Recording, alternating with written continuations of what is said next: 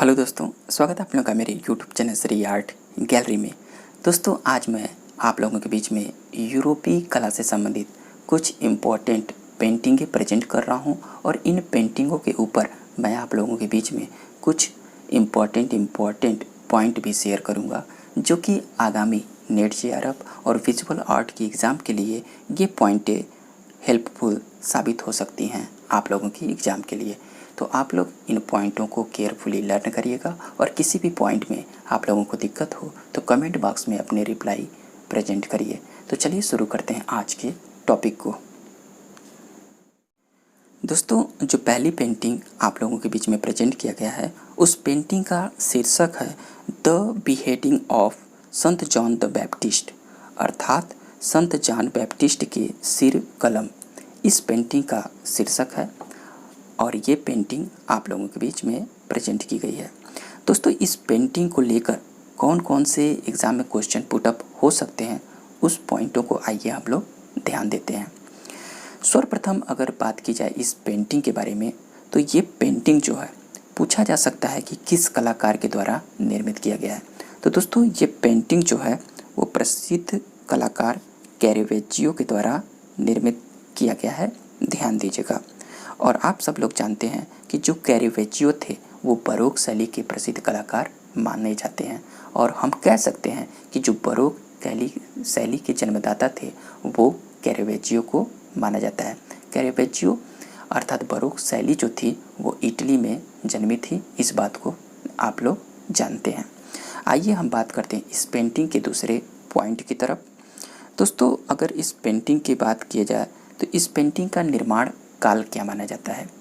ध्यान देने वाली बात है, अगर एग्जाम में क्वेश्चन पुटअप होता है कि the beheading of saint John's the baptist किस काल में निर्मित की गई थी, तो इस पेंटिंग को कैरेवेजियो ने 1608 ईस्वी में निर्मित किया गया था। दोस्तों, अगर अगली पॉइंट की अगर बात करें हम लोग कि कैरेवेजियो ने इस पेंटिंग को किस मीडियम में अर्थात किस माध्यम में निर्मित किया था, तो कैरेवेजियो ने इस पेंटिंग को ऑयल ऑन कैनवास पर निर्मित किया था, अर्थात कैनवास पर तैल रंग से इस पेंटिंग को निर्मित किया था। अगर हम लोग अगले पॉइंट की बात करें कि इस पेंटिंग का समय क्या है, अर्थात पूछ सकता है कि ये किस टाइम पीरियड की ये पेंटिंग मानी जाती है, तो दोस्तों the beheading of Sant John the Baptist ये जो पेंटिंग है ये बरोक शैली अर्थात बलोक टाइम की ये पेंटिंग मानी जाती है और बरोक शैली के प्रसिद्ध कलाकार थे कैरेवेजियो। अगर हम लोग इसके अगले पॉइंट की बात करें कि ये पेंटिंग वर्तमान में कहाँ पे सुरक्षित है, तो दोस्तों हम आप लोगों के बीच में इस पेंटिंग का एग्जैक्ट लोकेशन है कि संत जॉन्स को कैथेड्रल में इस पेंटिंग को वर्तमान में सुरक्षित रखा गया है और ये पेंटिंग आप लोगों के लिए बहुत इम्पॉर्टेंट है। आप लोग इस पॉइंटों को गौर से ध्यान दीजिएगा। दोस्तों, ये पेंटिंग कैरेवेजियो से रिलेटेड है, तो मैं आप लोगों के बीच में कैरेवेजियो से संबंधित कुछ इम्पोर्टेंट उनकी लाइफ के बारे में भी बातें कर सकते हैं यहाँ पे इस पेंटिंग को लेकर। ध्यान देने वाली बात है कि जो कैरेवेजियो एक ऐसे कलाकार हुए जिनसे रिलेटेड एग्ज़ाम में अक्सर क्वेश्चन पुटअप होता है, तो उसी को ध्यान में रखते हुए मैंने आप लोगों के बीच में कैरेवेजियो से भी इम्पोर्टेंट पॉइंटें शेयर कर रहा हूँ। दोस्तों, आप सब लोगों को मालूम है कि कैरेवेजियो जो थे ये बरोक शैली के बहुत ही फेमस कलाकार माने जाते हैं, या हम कह सकते हैं कि कैरेवेजियो जो थे वे बरोक शैली के जन्मदाता भी माने जाते हैं। दोस्तों, इनका जो पूरा नाम था वो पूरा नाम था माइकल एंजेलो मेर्सी दा कैरेवेजियो। ध्यान दीजिएगा, कैरेवेजियो का जो जन्म होता है वो इटली में मिलान में इनका जन्म जो होता है वो 29 सितंबर 1571 ईस्वी को हुआ था। दोस्तों, ये बरोक शैली के जन्मदाता माने जाते हैं और आप सभी लोगों को मालूम है कि बरोक शैली जो थी जन्मी थी वो इटली में जन्मी थी। अक्सर एग्जाम में क्वेश्चन पुटअप होता है कि बरोक कला का जन्म कहाँ पे हुआ था, तो ध्यान देने वाली बात है बरोक कला का जो जन्म होता है वो इटली में होता है और इसके जन्मदाता कौन माने जाते हैं, वो कैरेवेजियो माने जाते हैं। इन सब बातों को गौर करिएगा, नोट करिएगा। साथ ही साथ अगर हम बात करें कि कैरेवेजियो को बचपन में किस नाम से जाना जाता था, वेरी इंपॉर्टेंट पॉइंट है। तो दोस्तों, हम बताना चाहते हैं कि कैरेवेजियो को बचपन में माइकल एंजेलो मेरेसी के नाम से भी जाना जाता है। ध्यान देने वाली बात है। दोस्तों, जो कैरेवेजियो थे ये इटली के प्रसिद्ध कलाकारों में से एक माने जाते हैं। एग्जाम में क्वेश्चन पुट लिया जाता है कि कैरेवेजियो की मृत्यु कब हुई थी। वेरी इंपॉर्टेंट पॉइंट है। तो दोस्तों, कैरेवेजियो की जो मृत्यु होती है वो 18 जुलाई 1610 ईस्वी को पोर्टो आर्कोल में इनकी मृत्यु होती है। इन सब पॉइंटों को नोट करिएगा। हम बात कर लेते हैं कैरेवेजियो के कुछ लाइफ स्टाइल के बारे में। दोस्तों, कैरेवेजियो जो थे वो यथार्थ वाली शैली में कार्य करने वाले प्रसिद्ध कलाकार माने जाते हैं। अर्थात हम कह सकते हैं कि कैरेवेजियो एक ऐसे कलाकार थे जिन्होंने पवित्र घटनाओं का प्रत्यक्षदर्शी चित्रण करने वाले प्रसिद्ध कलाकारों में से एक माने जाते हैं। अर्थात जो कैरेवेजियो थे ये अपने जो घटनाएं घटती थी उनके सामने, अर्थात उनके दैनिक जीवन में जो भी प्रत्यक्ष घटनाएं घटती थी उनको देखने के बाद वो चित्रण करते थे। अर्थात उनके चित्रों में कोई काल्पनिक घटनाओं का विवरण नहीं होता था। इसलिए ये ऐसे कलाकार थे, यह पवित्र घटनाओं का प्रत्यक्षदर्शी चित्रण अर्थात हूबहू देखी घटनाओं को सत्यता की ओर कार्य करने वाले कलाकार थे।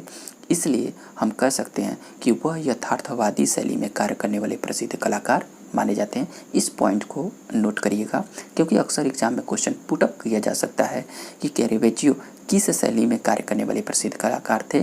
तो कैरेवेजियो जो थे वो यथार्थवादी शैली में कार्य करने वाले प्रसिद्ध कलाकार माने जाते हैं। साथ ही साथ हम लोग कैरेवेजियो के प्रसिद्ध पेंटिंगों के बारे में चर्चा करेंगे।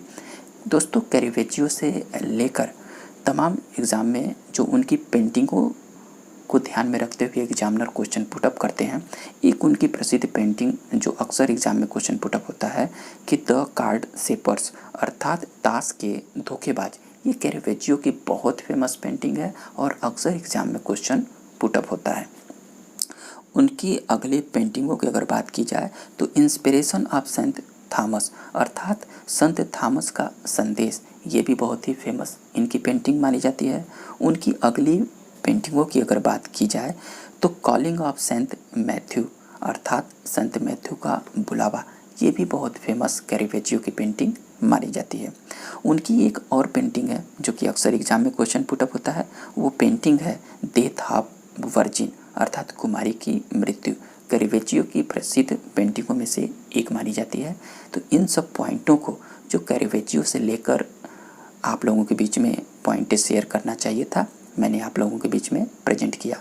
आप लोग इन पॉइंटों को नोट करिएगा। ठीक है, आइए हम लोग बढ़ते हैं अगले पेंटिंग की ओर। दोस्तों, अगली जो पेंटिंग मैं आप लोगों के बीच में प्रेजेंट किया हूँ उस पेंटिंग का शीर्षक है व्हिस्लर्स मदर। वेरी इंपॉर्टेंट पॉइंट है, ध्यान देने वाली बात है। दोस्तों, व्हिस्लर्स मदर अर्थात सिटी की माँ बहुत इम्पॉर्टेंट पेंटिंग है। दोस्तों, इस पेंटिंग को लेकर जो इम्पॉर्टेंट पॉइंटें आप लोगों के बीच में बन सकती है मैंने रखने की कोशिश किया है। इस पेंटिंग को लेकर जो क्वेश्चन पुटअप हो सकते हैं कि ये पेंटिंग के कलाकार कौन है। तो दोस्तों, व्हिस्लर्स मदर जो पेंटिंग थी वो जेम्स मैकनील व्हिस्लर के द्वारा निर्मित की गई थी, ध्यान दीजिएगा। साथ ही साथ हम लोग देखेंगे कि इस पेंटिंग को व्हिस्लर ने कब निर्मित किया था। तो आप लोग जानते हैं कि व्हिस्लर ने इस पेंटिंग को 1871 ईस्वी में निर्मित किया था। क्वेश्चन पुटअप किया जा सकता है कि इस पेंटिंग का मीडियम क्या है अर्थात इस पेंटिंग को किस माध्यम में निर्मित किया गया है। तो दोस्तों, व्हिस्लर्स मदर जो है ये एक ऑयल पेंटिंग है अर्थात इसको तैल रंग में कैनवास पर निर्मित किया गया था व्हिस्लर के द्वारा। दोस्तों, ये पेंटिंग पूछा जा सकता है कि कहाँ पे वर्तमान में सुरक्षित है। तो ये पेंटिंग जो वर्तमान में सुरक्षित है बहुत ही फेमस स्थान है म्यूसी द ओरसाय। ये पेरिस का बहुत ही फेमस स्थान है और इसी में ये सुरक्षित रखा गया है। तो इन पॉइंटों को आप लोग केयरफुली ध्यान दीजिएगा। दोस्तों, व्हिस्लर्स मदर जो ये पेंटिंग है व्हिस्लर्स के द्वारा, इस पेंटिंग का जो शीर्षक है arrangement in grey and black number 1, इस पेंटिंग का जो शीर्षक है इससे भी क्वेश्चन पुटअप किया जा सकता है। इनसे ही रिलेटेड ये क्वेश्चन, इससे ही रिलेटेड ये पेंटिंग मानी जाती है। तो इन पॉइंटों को नोट करिएगा।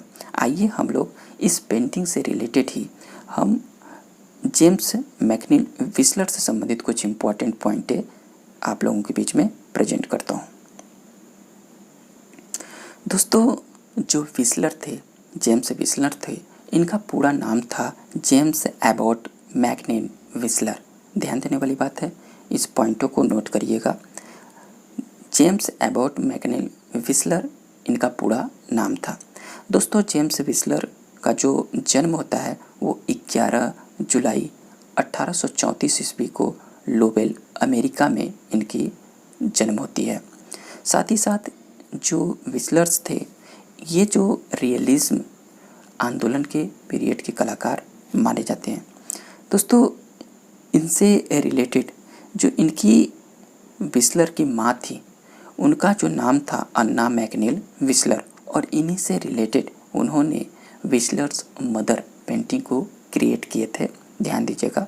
तो अन्ना मैकनील विस्लर जो थी वो विस्लर की, जेम्स विस्लर की माँ थी, और इसी को लेकर उन्होंने ये पेंटिंग का कार्य किया था।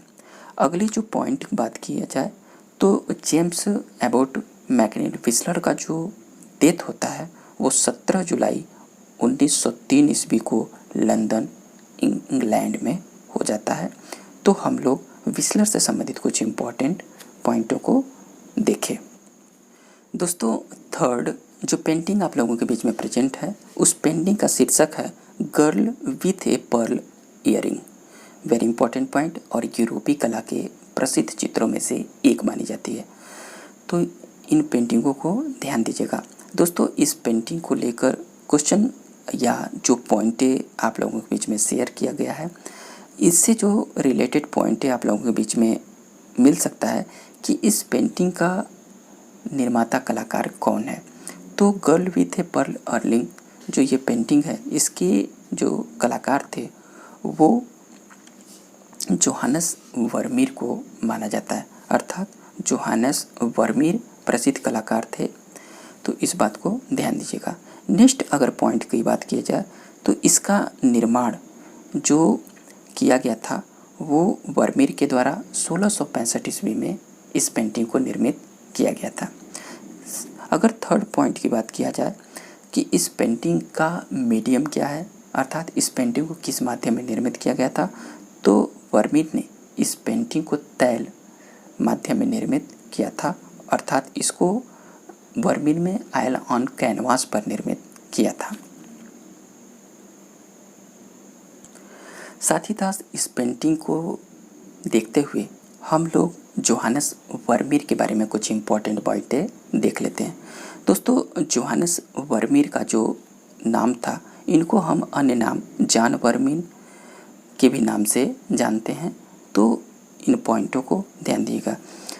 दोस्तों, जो वर्मीर का जो जन्म होता है वो अक्टूबर 1632 ईस्वी में होता है, और इनकी जो मृत्यु होती है दिसंबर 1675 ईस्वी में होता है। और इनका जो पीरियड था, इनका जो काल था, वो बरोक के कलाकार माने जाते हैं, अर्थात जो वर्मीर थे ये भी बरोक के प्रसिद्ध कलाकारों में से एक माने जाते हैं। तो दोस्तों, ये रहे कुछ इम्पोर्टेंट पेंटिंगें और यूरोपीय कला से संबंधित कुछ पॉइंटें मैं आप लोगों के बीच में शेयर किया। तो आज के टॉपिक में बस इतना ही। हम लोग मिलेंगे अगले वीडियो में। और साथ ही साथ दोस्तों, जो भी इस चैनल को पहली बार वॉच कर रहे हैं, प्लीज़ चैनल को सब्सक्राइब करें और अपने दोस्तों में शेयर करें। और जो भी मेरे ओल्ड कैंडिडेट हैं, प्लीज़ चैनल को लाइक ज़रूर करें। तो हम लोग मिलते हैं अगले वीडियो में। तब तक के लिए थैंक यू दोस्तों।